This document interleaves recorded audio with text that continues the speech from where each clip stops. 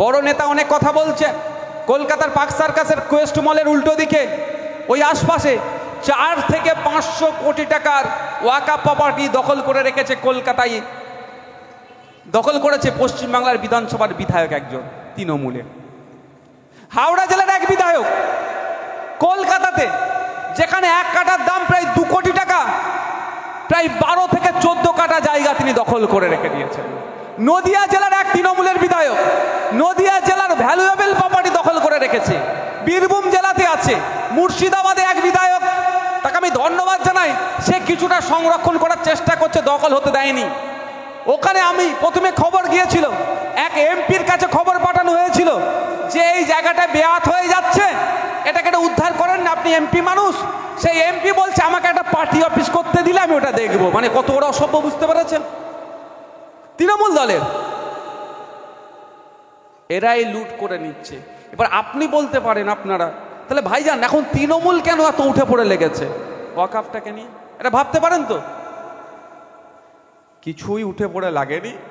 ওরা কি ভাবছে, কেন্দ্র সরকার নতুন আইন নিয়ে চলে আসলে ওই 400 কোটির প্রপার্টি যেটা লুটে খাচ্ছিল, এবার ওটা শুভেন্দু অধিকারী খাবে, আমি আর খেতে পারবো না।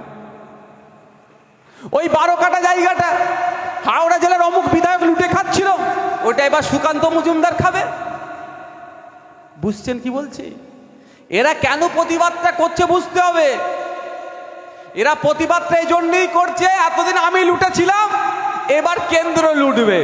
এতদিন রাজ্য সরকার লুটে খেয়েছে, এবার কেন্দ্র সরকার সরাসরি লুটে খাবে।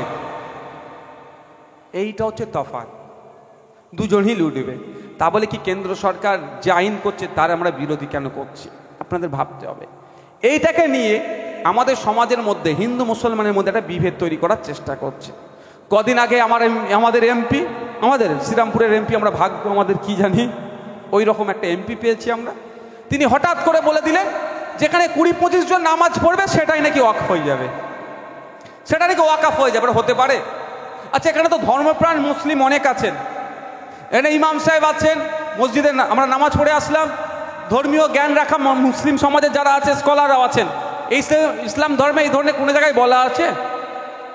এটা সম্ভব? এটা নামাজ পড়লেই বলছে নিয়মিত বেশ কয়েকদিন নামাজ পড়লেই নাকি সেটা ওয়াকফ হয়ে যাবে। এই বলে কি হচ্ছে, হিন্দু মুসলমানের মধ্যে বিভ্রান্ত তৈরি করছে না এরা? এটা ইচ্ছা করে করছে যাতে হিন্দু মুসলমানের মধ্যে বিভ্রান্ত হয় করে। আমি অপেক্ষায় আছি, অনেক কথা বলছে এরা, আমি অপেক্ষায় আছি পার্লামেন্টে এই বিল নিয়ে যখন আলোচনা হবে, যখন ভোটাভুটি হবে, আমি দেখব যে বেটা তৃণমূলের এই 29টা এমপি কি করছে, সেই তথ্য নেব। যদি দেখি এরা ভোট না দিয়ে পেছনের দরজা দিয়ে পালিয়ে গিয়েছে, যদি ফ্লাইট করে আসে দিল্লি, আপনার দমদম এয়ারপোর্টের বাইরে, ওদেরকে বার করতে দেবো না, ঘিরে রেখে দেবো। আর যদি ট্রেনে আসে হাওড়া কি শিয়ালদায় রাজধানী থেকে নামবে, তার বাইরে বার হতে দেব না। কারণ তোমার নেত্রী এখানে বড় বড় কথা বলছে। পশ্চিমবাংলার বিধানসভা থেকে বিলও পাস করিয়ে নিলে, রেজুলেশন পাস করালেন যে এই বিলটা কেন্দ্র সরকার যাতে তুলে নেয়, নাই এই সংশোধনীটা যেন প্রত্যাহার করে নেয়। আর পার্লামেন্টে গিয়ে যেখানে বলার জায়গা সেখানে না বলে, যেখানে ভোটাভুটির জায়গা সেখানে ভোটাভুটি না করে, ওই কাঁচের গিলাস হাত ভেঙে বাইরে সিম্প্যাথি নিতে এলে ছাড়া আর হবে না। এটা 2019 সাল নয়, 2024। এটা অনেক হয়েছে। সিএ সময় নাটক ক্যাকা ছিচি বাইরে করলো, মানুষকে ভুল বুঝি, আর পার্লামেন্টে গিয়ে বিজেপিকে সুবিধা করে দিল। এবার যদি এই ওয়াকফ সংশোধনীতে যদি ওই নাটক করে, সেই সমস্ত তৃণমূলের এমপি গুলোকে ছাড় হবে না, তাদের ঘিরে বসিয়ে রাখবো, ওখানে গণতান্ত্রিক প্রক্রিয়ায় প্রোটেস্ট করব। আপনি অবাক হবেন আমি কেন এত জোর গলায় বলছি। আপনার রানী রাসমণি রোডে তৃণমূলের অনেক এমএলএ এসে অনেক কথা বললো, শুনেছেন তো ওয়াকফ নিয়ে। এখন তো ওয়াকফ বিলকে সামনে রেখে তৃণমূলের ভোট ব্যাংক বাড়ানো হচ্ছে। বলছে অরাজনৈতিক সংগঠন, আর প্রোগ্রাম হচ্ছে কার? ব্যানার অরাজনৈতিক, কিন্তু প্রোগ্রাম হচ্ছে রাজনৈতিক। এটা আপনাদের বুঝতে হবে।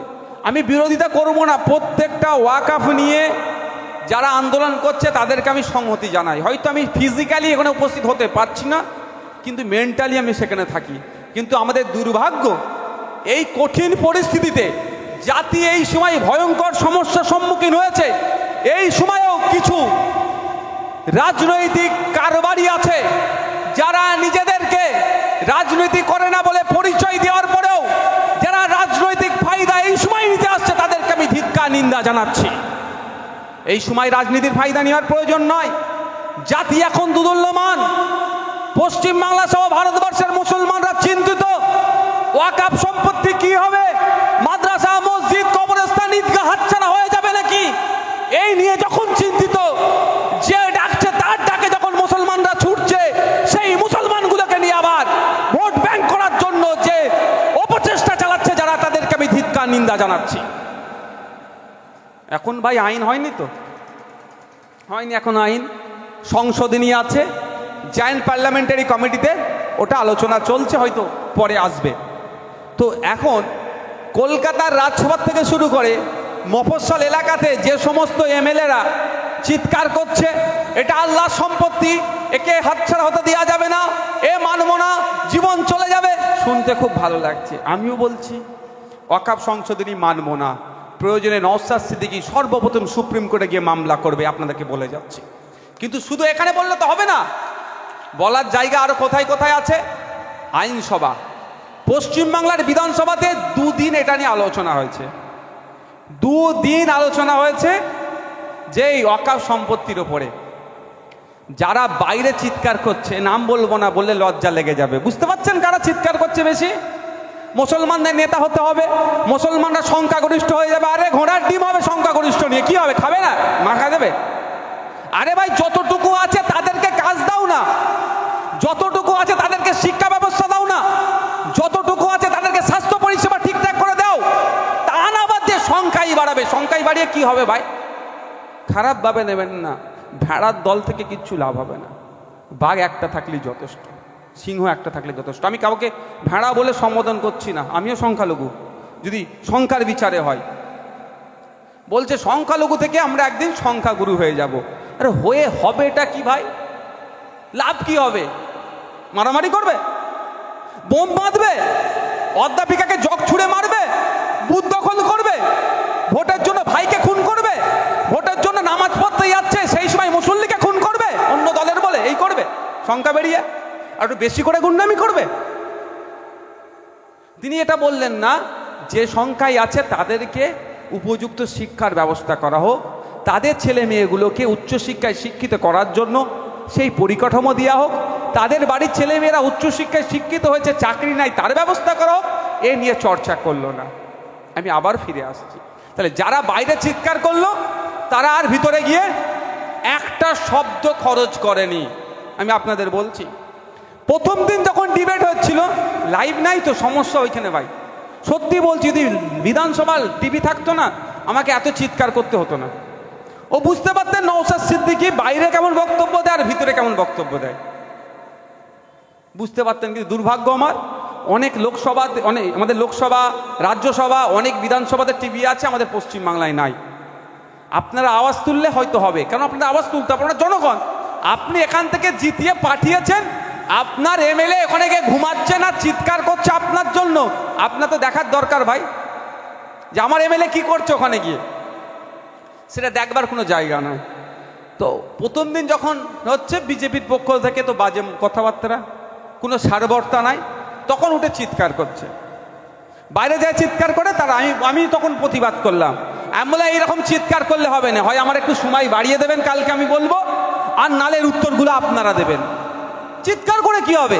যে কোশ্চেনগুলো তুলছে উত্তর দিতে হবে। আমি নিজে বললাম যে চিৎকার করে লাভ নেই।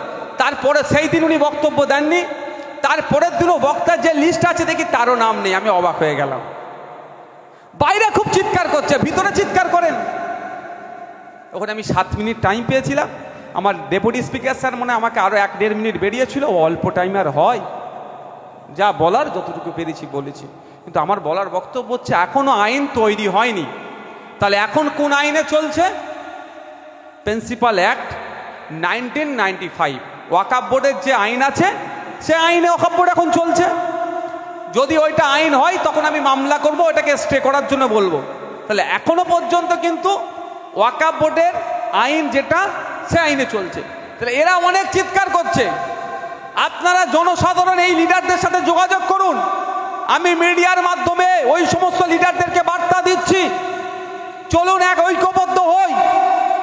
আপনারা নেতৃত্ব দেবেন, নওশাদ সিদ্দিকী সবার পেছন দিয়ে দাঁড়াবে। নওশাদ সিদ্দিকী আব্বাস সিদ্দিকীর লিডার হওয়ার স্বপ্ন কোনোদিন দেখেনি, আর দেখবেও না। নওশাদ সিদ্দিকী আব্বাস সিদ্দিকী সব থেকে পেছন সারিতে থাকবে, কিন্তু আপনারাই নেতৃত্ব দেবেন, আপনারাই আগের সারিতে থাকুন। কলকাতায় যে সমস্ত দামি দামি সম্পত্তিগুলো এই তৃণমূলের নেতারা লুটে খাচ্ছে 1995 সালের আইনের মাধ্যমে, ওইগুলো উদ্ধার করে রাজ্য সরকার দেখাক যে আমরা সত্যি পশ্চিমবাংলার মুসলমানদের ওয়াকফ সম্পত্তির পক্ষে। তাহলে তো বুঝতে পারবো ভাই। আমি সামনে গেলে আব্বাস সিদ্দিকীর সামনে ওদের নাম হয়ে যাবে, আসার দরকার যাবে না, দরকার নেই আমাদের যাওয়া, পেছনে দাঁড়াবো। 50টা নেতার 49 নম্বরে আব্বাস সিদ্দিকী থাকবে, 50 নম্বরে নওশাদ সিদ্দিকী থাকবে। আর মার খাওয়ার হলে আমি আগে থাকবো সবার। যদি মার খাওয়ার জায়গা হয় আমি সবার আগে থাকবো, আব্বাস সিদ্দিকী সবার আগে থাকবে। আমি কি বলছি আপনাদের বুঝতে পারছেন? এখনো আইন হয়নি, তাহলে এখন পুরাতন আইনটাকে কাজে লাগিয়ে সম্পত্তিগুলো তো উদ্ধার করা যেতে পারে। তো সম্পত্তিগুলো উদ্ধার হোক না।